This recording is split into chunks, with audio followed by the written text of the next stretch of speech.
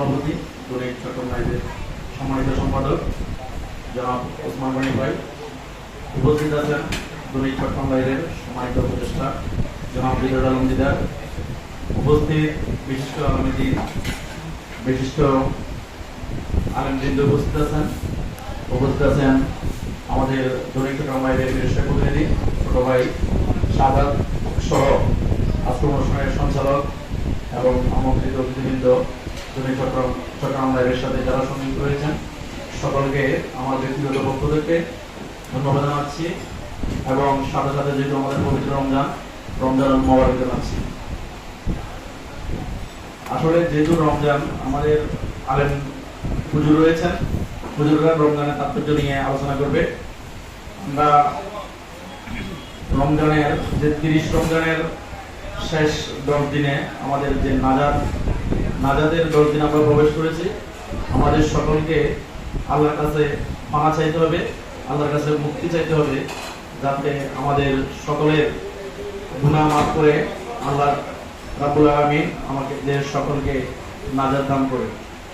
আমি চট্টগ্রাম লাইভের উপদেষ্টা নির্বাচিত হওয়ার পর থেকে চট্টগ্রাম লাইভের যিনি সম্মানিত সম্পাদক রয়েছেন গনি ভাই, আমি যখন ওনাকে যে কোনো বিষয়ে অবগত করেছি আমাদের জেলা নিয়ে সমিতির যে কোনো অনুষ্ঠানে, উনি সর্বোচ্চ চেষ্টা করেছেন। উনি অনেক সময় নিজে গিয়েছেন, নিজে যাইতে না পারলে ওনার প্রতিনিধি পাঠিয়েছেন। আমাদের চট্টগ্রাম জেলা নিয়ে সমিতির সব খবর উনি ওনার দৈনিক চট্টগ্রাম লাইভে প্রচার করেছেন। এই জন্য আমি ওসমান ভাইকে ধন্যবাদ জানাচ্ছি। আসলে দৈনিক চট্টগ্রাম লাইভ সংবাদপত্রের স্বাধীনতার মাধ্যমে একটা দেশের স্বাধীন সার্বভৌমত্ব দেশের বাদবুদ্ধি উজ্জ্বল হয়।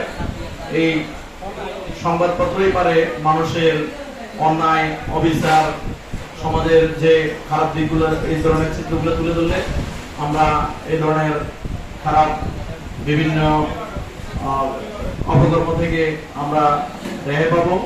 আমি অনুরোধ করব দৈনিক চট্টগ্রাম লাইভকে অন্যায় অবিচার এই ধরনের তথ্য রাষ্ট্রের কাছে উপস্থাপন করার জন্য, যাতে আমরা এগুলোর প্রতিকার পেতে পারি। আমি বেশি বক্তব্য রাখবো না, যেহেতু আমাদের হুজুর রয়েছেন, হুজুর রমজানের তাৎপর্য বিষয়ে গুরুত্বপূর্ণ আলোচনা করবেন। আমি পরিশেষে এই দৈনিক চট্টগ্রাম লাইভের উত্তরোত্তর সফলতা কামনা করে এবং সামনে যেহেতু আমাদের পবিত্র ঈদুল আজহার অগ্রিম শুভেচ্ছা জানিয়ে, ঈদ মোবারক জানিয়ে আমি আমার সংক্ষিপ্ত বক্তব্য শেষ করছি। খোদা হাফেজ। আসসালামু আলাইকুম ওয়া রাহমাতুল্লাহি ওয়া বারাকাতুহু।